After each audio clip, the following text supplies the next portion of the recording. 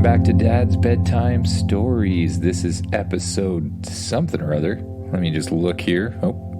Looks like episode 118. And this one is going to be called Dragonstone. As usual, if you like the podcast, share it with a friend or rate it on whatever podcast app you're listening on. Now, get as comfy as you can in your bed. Close your eyes and imagine yourself doing what the kid in the story does. You open your eyes and look around the room that you're in. You see that you're actually sitting on Spaceship. Good morning, Spaceship. How are you? I am good, but as an artificial intelligence, I am always good. Oh. Good to know. Where are we right now? We are exploring the universe. I kind of knew that. I just meant whereabouts are we? Any cool planets around or anything like that? I have located 2 planets of possible interest. All right, let me know what they are. One planet is made entirely out of ice cream. Entire ice cream? Well, that does sound pretty cool. What's the other one? The other planet seems to be populated by giant dragon-like creatures and human-like individuals. Are you saying there's a planet where dragons and humans live together? Yes, Spaceship says. So we're gonna be going to that planet, you say. Setting course now. Would you like me to retain information about the ice cream planet? Yeah, I guess so. We might go there one day when we get bored. Information saved. The spaceship suddenly turns to the left, still at super hyperdrive, and you continue on towards the dragon planet. Before long, the ship jumps out of super hyperdrive, and you find yourself flying high above another planet. This one looks a little bit different than normal. It has large areas of green and blue, but there seems to be more clouds than there normally is, and more volcanoes too. You can see several areas where volcanoes are erupting into the sky, filling up the atmosphere with smoke or dust or whatever it is. Let's go check it out. You jump in the driver's seat of the spaceship and grab a hold of the controls. You steer the ship down towards the planet, and soon you can feel yourself breaking through the atmosphere. Once through, you fly down below the clouds and start flying low over the planet to check things out. When you look out the windows, you can see dragons flying on both sides of you, far off in the distance. But then a shadow covers the spaceship. That's strange. I wonder what that could be. You look up through the windshield, and you see a huge dragon flying overhead. It's big enough that it could swallow the spaceship in one gulp. Whoa, what's that? You hear the dragon roar, and then a huge plume of flame flies down towards the ship. As soon as it hits, the ship starts to get hotter and hotter and hotter. You pull the ship to the right and loop it around, and then swing it up and above the dragon. You look down at the huge dragon below you. He's trying to figure out where you went, looking left and right. Soon, he spots you above him. He rolls backwards, so he's facing straight up in the air. You see a huge blue light come from his mouth, and suddenly the dragon shoots out a huge spray of freeze breath towards you. You bank to the left, narrowly missing the freeze breath, and fly back over towards the dragon. The dragon starts flapping its wings, trying to get higher and higher up. "Why is it attacking us?" you ask Spaceship. "Scanning area," Spaceship says. "Scan complete. The mountain to the right of us seems to have a nest with several baby dragons who have just hatched." "Oh, so it's just protecting its young?" "I believe so." "Then we better get out of here instead of making it angrier. Or why don't we become less visible and go check out those baby dragons?" "That is an excellent idea."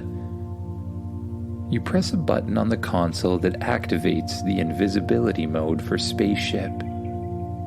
Spaceship glimmers around you and disappears out of sight. The dragon looks all over the place, wondering where you went. But soon it gives up and flies back down towards the mountain to take care of its young.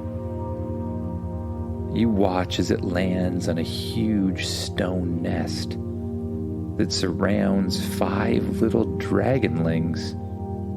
You fly close to them, but not so close that you think the dragon will notice anything. You watch as the mother dragon shoots flames all the way around the outside of the nest until it lights up a bright red color. Oh, it must be heating the nest up for its young. That's so cool. You watch for a while as the mother dragon interacts with its young. And then you hear some sort of shout in the distance. It sounds like a human shout. Then you hear drums rumbling. And then you hear a lot more shouts. And when you look over to the side of the mountain, you see a huge team of warriors running over the side of a cliff and straight towards the dragon nest.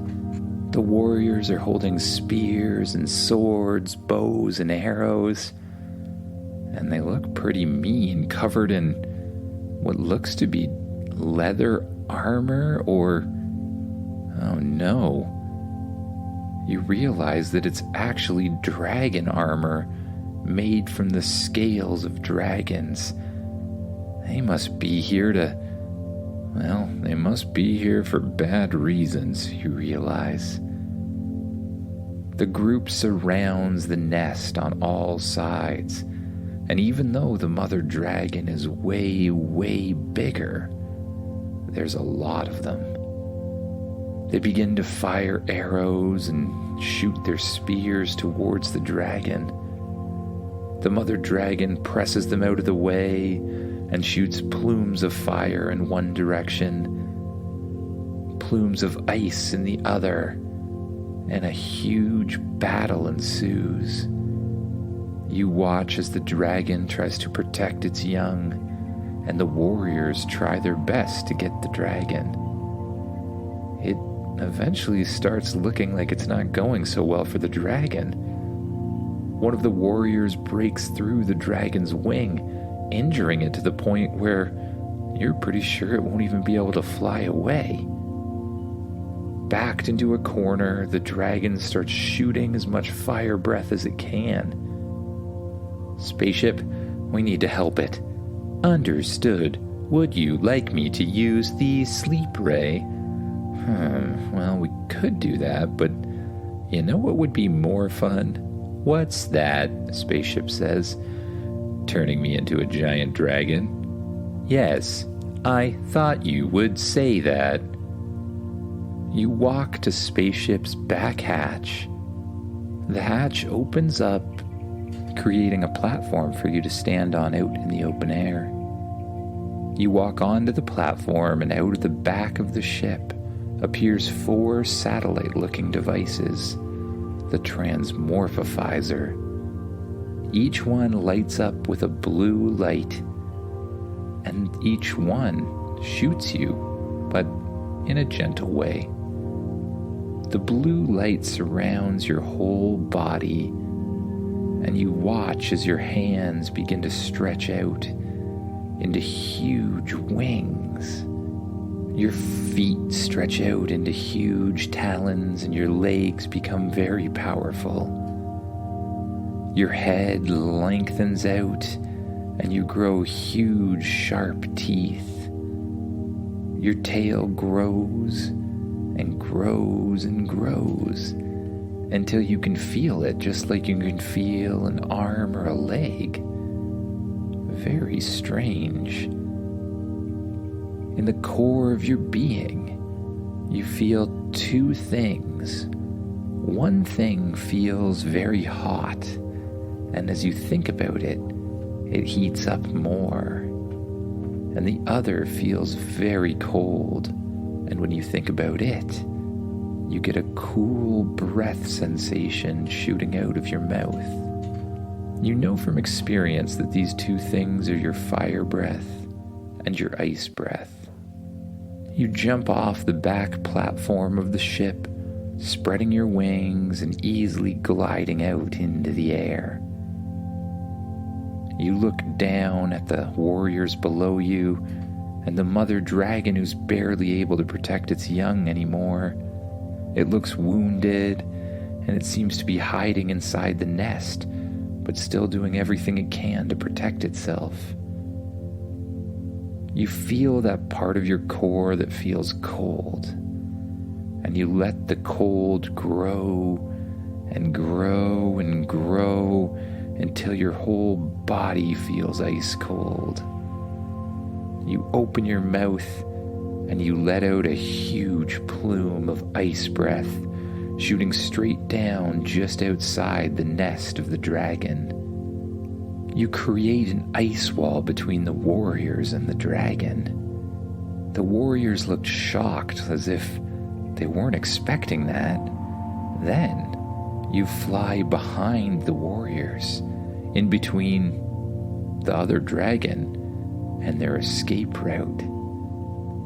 Right below them, you shoot a huge plume of fire breath, setting the top of the mountain completely on fire. Now the warriors, surrounded by an ice wall on one side, a huge thing of fire on the other side, and one dragon on either side of them, start to panic. One of the warriors blows a horn, and suddenly they all scatter in different directions to the left and right of you. Instead of going back where they came from, they seem to be running straight at the edge of the cliff. Just when the warriors are about to get to the edge of the cliff, they jump off the sides and spread some sort of artificial wings or glider out. They have gliders made of dragon wing. That is really strange. The warriors gently float down the side of the mountain, not flying, but certainly falling a lot slower than you'd expect. It's obvious that they've done this before, that they've prepared themselves to be some sort of dragon hunters or something like that. They float down to the bottom of the mountain.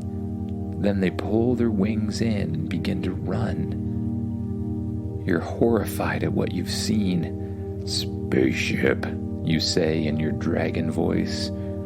"Send a probe to find their village." "Understood," Spaceship says. Spaceship launches a tiny little probe out of it, and it follows the warriors, hoping to find where they live. You head over to the ice wall, and, well, you decide to melt the thing because it's kind of in your way. You reach into your core where you can feel the heat. You let it rise through your body once again, and you unleash it through your mouth, melting the ice wall very quickly into water.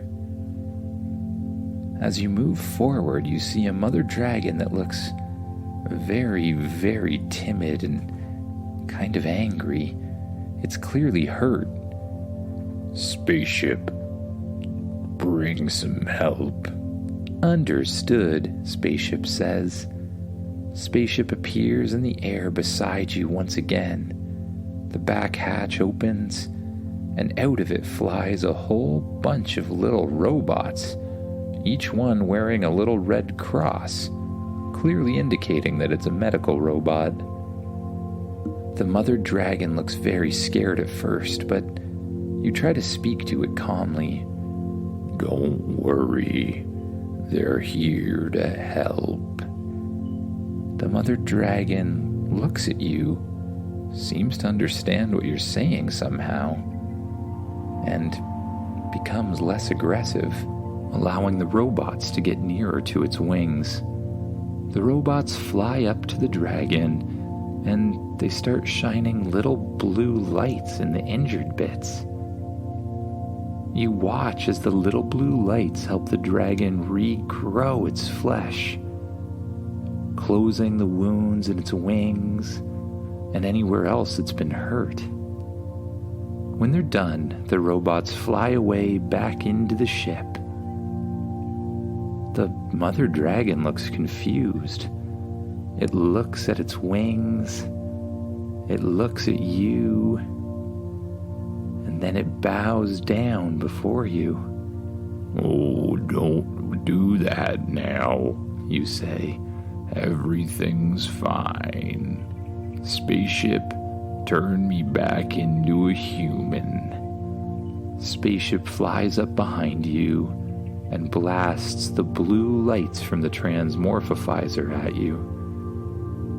Soon you feel that same tingling sensation. You feel your tail disappearing. You watch as your wings shrink back down into hands, and your talons shrink back down into feet. Your head stretches back down into a normal human head, and you feel kind of normal again, but a little weird that you're way less strong than you just were. The mother dragon looks at you confused, turning its head left and right, and then coming up right towards you. You stick your hand out, and the dragon brushes up against it. "It's okay," you say. "I'm not here to hurt you or anything." The dragon seems to believe you. It bends its head down and lets you climb on top. You climb up on the neck of the dragon, and you find a little spot that's perfect to sit. It has two little spikes that are easy to hold on to, almost as if they're handles, and a little area that makes a perfect seat. The dragon flaps its huge, powerful wings and takes off into the air. You feel the wind against your face as the dragon glides around the mountain and then down on the valley below. Below you, you see lakes and rivers and trees as far as you can see. But you also notice some areas that look like little human villages, with little houses with chimneys shooting up towards the sky. The dragon circles back around and heads back towards the mountain and lands on its nest once again. It places its head down on the ground and lets you slide off. "Oh, thanks, dragon. Nice to meet you," you say. Spaceship lands on the ground in front of you and opens the back hatch. You step onto the hatch and the ship lifts up into the air. You turn around and wave goodbye as the hatch closes all of the way. "Well, Spaceship, that was a cool adventure. I actually think I want to hang out here a little bit longer. Why don't you just head into orbit for the night?" "Understood," Spaceship says. It rises up out of the atmosphere until you find yourself in orbit, looking at the planet from high above. Spaceship establishes an orbit that it can maintain, and you head to the bedroom. You feel extra tired from having turned into a dragon. Dragon transmorphing always takes it out of you. You climb into the bed, your muscles very sore from both your arms and your leg. You pull the sheets up over top of yourself. Your eyelids are heavy, so you just let them close. And you just listen to the hum of the spaceship as you focus on your breath and let go of all tension in your body. Just letting yourself sink down deeper and deeper into the mattress as you slowly allow yourself to drift off to sleep. Good night, everyone.